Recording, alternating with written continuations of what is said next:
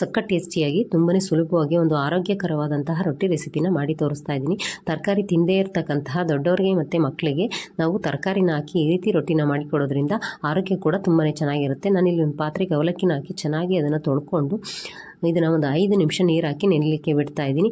5 ನಿಮಿಷದ ನಂತರ ಈ ರೀತಿ ಸಾಫ್ಟಾಗಿ ಅದು ನೆಂದಿರುತ್ತೆ. ಇದನ್ನು ಮಿಕ್ಸಿ ಜಾರ್ಗೆ ಹಾಕ್ಕೊಂಡು ಗ್ರೈಂಡ್ ಮಾಡಿ ಒಂದು ಪಾತ್ರೆಗೆ ಟ್ರಾನ್ಸ್ಫರ್ ಮಾಡ್ಕೊತಾ ಇದ್ದೀನಿ. ನಂತರ ಒಂದು ಚಾಪರ್ಗೆ ಹಸಿಮೆಣಸಿನ್ಕಾಯಿ, ಕ್ಯಾರೆಟು, ಬೀಟ್ರೋಟು, ಈರುಳ್ಳಿ ಹಾಕಿ ಚಾಪ್ ಮಾಡಿ ಇದನ್ನು ಇದೇ ಮಿಕ್ಸಿಂಗ್ ಬೌಲ್ಗೆ ಹಾಕ್ಕೊಳ್ತಾ ಇದ್ದೀನಿ. ನಂತರ ಕ್ಯಾಬೇಜ್ನು ಕೂಡ ಚಾಪ್ ಮಾಡಿ ಹಾಕ್ಕೊಳ್ತಾ ಇದ್ದೀನಿ. ಹಾಗೆ ತುರಿದಿರ್ತಕ್ಕಂಥ ಶುಂಠಿ, ಕೊತ್ತಂಬರಿ ಸೊಪ್ಪು, ಜೀರಿಗೆ ಮತ್ತು ರುಚಿಗೆ ತಕ್ಕಷ್ಟು ಉಪ್ಪು ಹಾಗೂ ತೆಂಗಿನಕಾಯಿ ತುರಿನ ಹಾಕಿ ಮಿಕ್ಸ್ ಮಾಡಿಕೊಂಡು ಅದು ತೆಳುವಾಗಿದೆ ಸ್ವಲ್ಪ ಅಕ್ಕಿ ಹಿಟ್ಟನ್ನು ಹಾಕಿ ಮಿಕ್ಸ್ ಮಾಡಿಕೊಂಡು ಬಟರ್ ಪೇಪರ್ ಮೇಲೆ ಎಣ್ಣೆನ ಹಾಕಿ ಈ ರೀತಿ ರೊಟ್ಟಿಗಳನ್ನ ತಟ್ಟಿ ಬಿಸಿಯಾಗಿರ್ತಕ್ಕಂಥ ಹೆಂಚು ಮೇಲೆ ಹಾಕಿ 2 ಸೈಡನ್ನು ಎಣ್ಣೆ ಅಥವಾ ತುಪ್ಪನ ಹಾಕಿ ಈ ರೀತಿ ಬೇಯಿಸ್ಕೊಂಡ್ರೆ ಸಖತ್ ಟೇಸ್ಟಿಯಾದಂತಹ ಅವಲಕ್ಕಿ ರೊಟ್ಟಿ ರೆಡಿಯಾಗುತ್ತೆ.